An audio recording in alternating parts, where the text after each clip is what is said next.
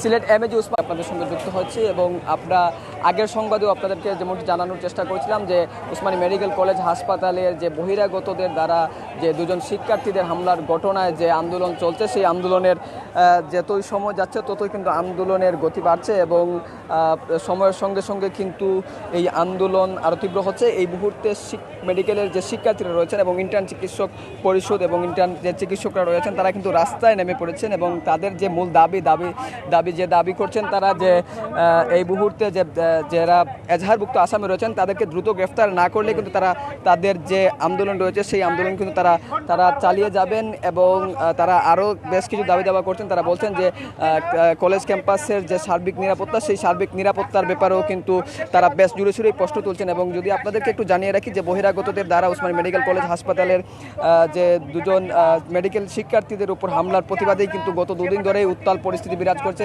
হাসপাতাল এলাকায়। এই মুহূর্তে উসমানী মেডিকেল কলেজ হাসপাতালের সবকটি প্রধান ফটক বন্ধ করে দেওয়া হয়েছে এবং সব সেবাও বন্ধ রয়েছে। প্রায় 2 ঘন্টা ধরেই কিন্তু শিক্ষার্থীরা রাস্তায় পড়ছেন, প্রখর রোদ অপেক্ষা করেও কিন্তু আন্দোলন তারা চালিয়ে যাচ্ছেন, বিভিন্ন মিছিল স্লোগান দিচ্ছেন। যদি আরেকটু জানিয়ে রাখি আপনাদেরকে যে এই ঘটনার পর থেকেই কিন্তু পুলিশ প্রশাসন দুজনকে গ্রেফতার করতে সক্ষম হয়েছে এবং মেডিকেলের যে শিক্ষার্থী রয়েছে তারা বলছেন যে দুজনকে গ্রেফতার করা হয়েছে তারা আসলে এজাহারভুক্ত আসামি নয়, এর জন্যই কিন্তু তারা এজাহারভুক্ত আসামি যারা রয়েছেন তাদেরকে গ্রেফতার নিশ্চিত না করার আগ পর্যন্ত তাদের আন্দোলন তারা চালিয়ে যাবেন। এবং তারা যেমনটি বলছেন যে তারা আন্দোলন শুরু করার পর থেকেই কিন্তু বিভিন্ন হুমকি দামকি পাচ্ছেন এবং বিশেষ করে যে নারীদের যে হল রয়েছে সেই হলেও কিন্তু বিভিন্ন রকমের বহিরাগতরা আনাগোনা করছেন, এমনটিও কিন্তু অভিযোগ করছেন। আমরা আপনাদেরকে যদি একটু দেখানোর চেষ্টা করছি এই মুহূর্তে যে Sylhet MAG Usmani medical college হাসপাতাল কলেজ যে শাখা রয়েছে ছাত্রলীগের সাধারণ সম্পাদক বক্তব্য রাখছেন এবং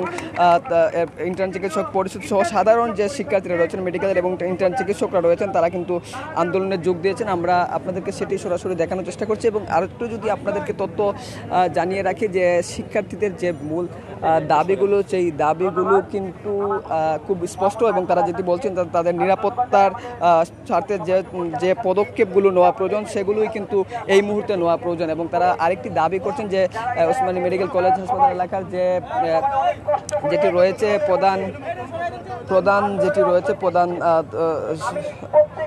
প্রধান ফটক সহ কিন্তু বেশ কিছু দাবি দাবা করছেন। আমরা এই বিষয়গুলো এই মুহূর্তে কিন্তু উসমানী মেডিকেল কলেজ হাসপাতালের কর্তৃপক্ষ এসেছেন, তাদের সঙ্গে কথা বলার চেষ্টা করছেন। আমরা আপনাদেরকে সেটাই সরাসরি দেখানোর চেষ্টা করছি।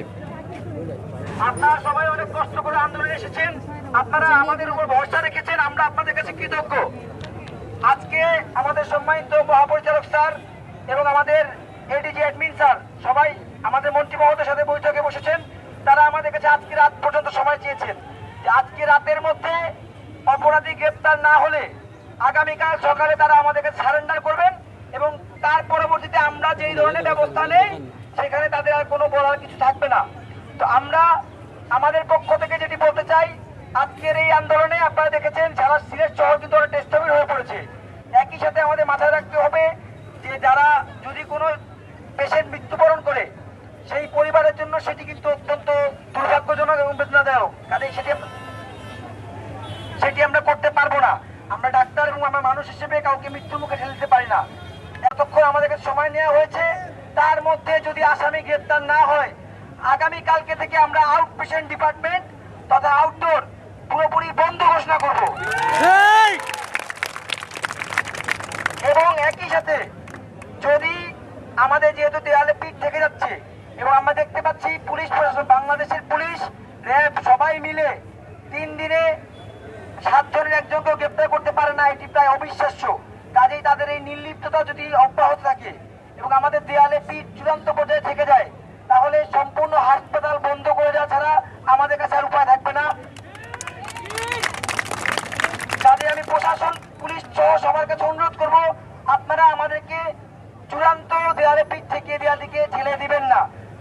আমরা আগামীকালকে এই সময়টুকু মেনে নিয়েছি এবং আগামীকালকে সকালে 10 ঘটিকার যে সময়টা আমার বন্ধু রাজবল বলেছে সেই সময় আমরা আবার সমবেত হব এবং এই সময় আমরা রাস্তাটি ছেড়ে দিয়ে আমরা সবাই সমামত জায়গায় চলে যাবো এবং আন্দোলন চলমান থাকবে।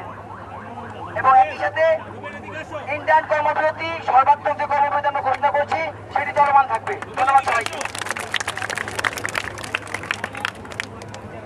কিতার লাগে তো কিছু ভাই ডাক্তার আছে না মায়েরা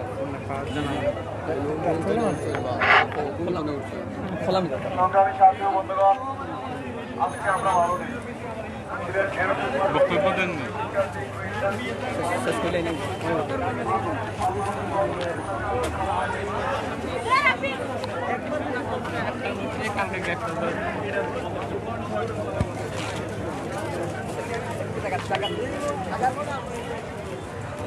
আমরা আপনাদেরকে যেমনটি জানানোর চেষ্টা করছিলাম যে ওসমানী মেডিকেল কলেজ হাসপাতালে যে অচল অবস্থা তৈরি হয়েছে, সেই অচল অবস্থা কাটাতে কিন্তু দ্রুতই পদক্ষেপ নেওয়া হচ্ছে। বলা হচ্ছে যে পররাষ্ট্রমন্ত্রী ডক্টর এ কে আব্দুল মোমেনের সঙ্গে কথা হয়েছে কলেজ প্রশাসন এবং হাসপাতাল প্রশাসনে। তারা আগামীকাল পর্যন্ত সময় চাচ্ছেন এবং তারা বলছেন দ্রুত সময়ের মধ্যে যে তাদের অবরোধ সহ যে সমস্ত কর্মসূচি রয়েছে সেগুলো প্রত্যাহার করার জন্য। তো একটু পরে হয়তো সিদ্ধান্ত আসতে পারে যে কী করতে যাচ্ছে এবং তারা আন্দোলনের গতিপথ কোন দিকে নিচ্ছেন। তো এই ছিল ওসমানী মেডিকেল কলেজ হাসপাতাল এলাকা থেকে আমার কাছে সর্বশেষ।